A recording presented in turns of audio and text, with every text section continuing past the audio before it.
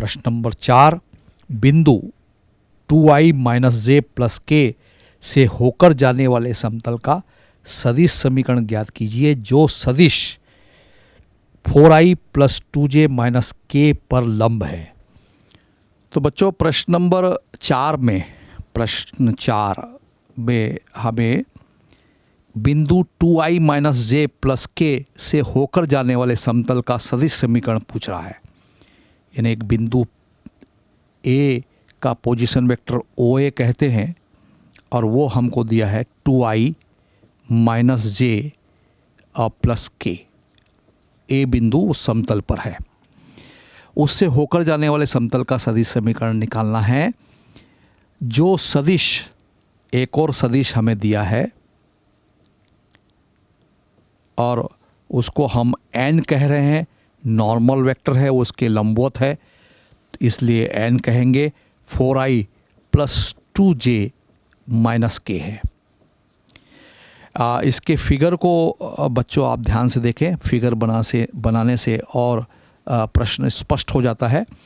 ये बिंदु A है जिसके कोऑर्डिनेट निश्चित रूप से 2 -1 1 होंगे और मूल बिंदु के सापेक्ष इस का जो स्थित सदिश है वो OA है जिसको हम A कह सकते हैं। यानी OA एक वेक्टर है, A हम उसको कह रहे हैं और वो है 2i माइनस जे प्लस के। ये प्रश्न में दिया है। प्रश्न में तो ये दिया है कि वो 2i माइनस जे प्लस के से होकर जाता है, तो आपको स्पष्ट होना चाहिए कि i j के सामने जो गुणांक होते हैं वो गुणांक उसके कोऑर्डिनेट होंगे, उस बिंदु के उसके निर्देशांक होंगे 2 -1 1। और आपको ये भी मालूम है कि एक कोई बिंदु P है जिसके कोऑर्डिनेट x y z है जो समतल पर है, और AP एक वेक्टर होगा जिसके ऊपर अभिलंब वेक्टर हमें दिया है प्रश्न में, वो है 4i प्लस 2j माइनस के है। और O के सापेक्ष, मूल बिंदु के सापेक्ष बिंदु P चर बिंदु का स्थित सदिश R है। यानी OP vector is equal to R vector है जो xi plus yj plus zk के फॉर्म में होगा। इसके पहले के प्रश्नों में भी आपने ये देखा। अब सवाल उठता है कि AP एक वेक्टर होगा, एक सदिश होगा AP वेक्टर।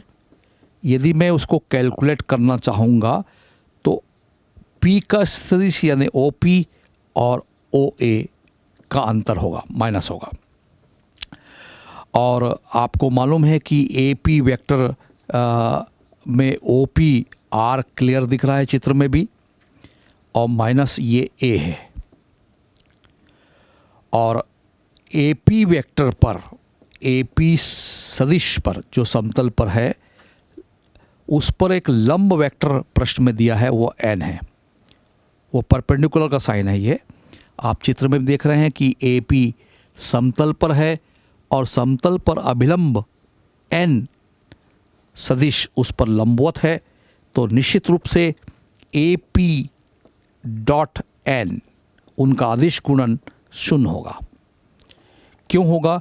क्योंकि A डॉट B आपको मालूम है AB cos थीटा होता है, और यदि थीटा 90 डिग्री है तो cos 90 0 होता है, तो A डॉट B अदिश गुणन इसलिए लंबवत सदिशों का 0 होता है जब A और B एक दूसरे के ऊपर लंबवत है। तो यहाँ AP और N एक दूसरे पर लंबवत है तो cos 90 0 होने के कारण वो 0 है। और आपको दिख रहा है कि AP की वैल्यू इसमें यहाँ स्पष्ट है, R माइनस A है, और उसका हम डॉट n करेंगे तो हमें बड़े आसानी से उस समतल का समीकरण मिल जाएगा।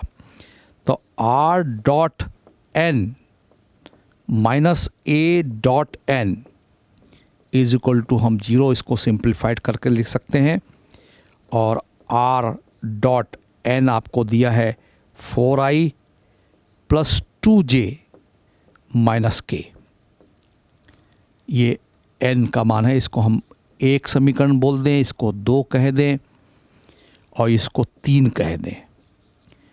तो स्पष्ट है कि n समीकरण नंबर 2 से हमने n की वैल्यू रख दी माइनस a यानी OA, वो क्या है समीकरण नंबर 1 से 2i minus j plus k है, और उसका अदिश गुणन यानी डॉट n से करना है तो समीकरण नंबर 2 पर नज़र डालिए, 4i plus 2j minus k आपको दिख रहा है इक्वल टू 0। अब इसको इसी फॉर्म में रहने दें, इसको मल्टीप्लाई करने की ज़रूरत नहीं है। r dot 4i plus 2j जो नॉर्मल वेक्टर है माइनस k अभिलंबवत है उसके ऊपर, और इसका डायरेक्ट मल्टीप्लिकेशन यदि हम करते हैं तो 2 4 8 माइनस 2 और प्लस 1 माइनस 1 का 1 इज इक्वल टू 0। आपको मालूम है i dot i, j dot j, k dot k वो 1 होता है, और i dot j, j dot k, k dot i 0 होता है। इसलिए केवल यही टर्म आएंगे, 2 4 8 माइनस 1 2 माइनस 2, 1 माइनस 1 से मल्टीप्लाई करेंगे तो यहाँ ये माइनस 1 आएगा। तो वेक्टर फॉर्म सदिश समीकरण पूछ रहा था आपको, तो वो किस रूप में है, r dot 4i plus 2j minus k minus 8 और ये माइनस 2 माइनस 1 माइनस 3, 8 में से 3 गया 5 इज इक्वल टू 0। यही आंसर हो सकता है, या इसको आप और विस्तार से लिखना चाहते हैं तो r dot 4i plus 2j minus k is equal to 5। तो ऐसे समतल का समीकरण जो बिंदु A से होकर जाता है, 2i minus j plus k से होकर जाता है, और जिस पर एक लंब सदिश 4i plus 2j minus k है, ऐसे समतल का सदिश समीकरण का आंसर इस प्रकार से होगा।